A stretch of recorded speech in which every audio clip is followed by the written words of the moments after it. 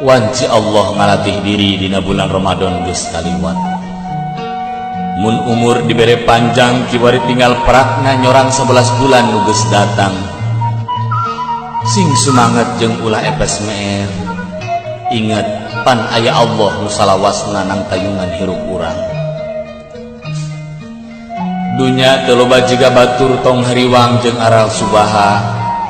Mending lobakeun ibadah. Hirup di dunia mah kabeh ge moalilah. Keun jaga estu Allah bakal ngaganti ku kanikmatan nu taya bandinganana.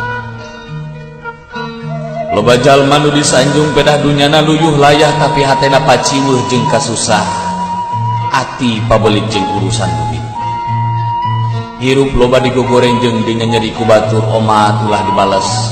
Justru eta kasempetan keur nguji hate urang.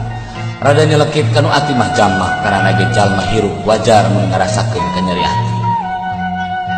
Pan ngeunahna hate ku geus ngarasakeun agering, rek kumaha ngarasa ngeunahna hate lamun teu ngarasakeun peurihna hate.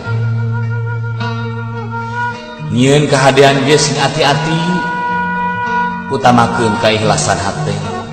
Mun eueuh maksud ngajak batur kade, tong sagala hayang tanyahuan ku batur justru eta nu mawa cilaka. Gera deketan Allah ku jalan ibadah anu khusu. Gera beresan hate ku jalan loba nginget-nginget dosa. Gera lobakeun kahadian keur bekel jaga urang balik. Prak. Gera itu umur etang yuswa ayeuna sabaraha taun. Geus loba amal keur bekel jaga di akhirat.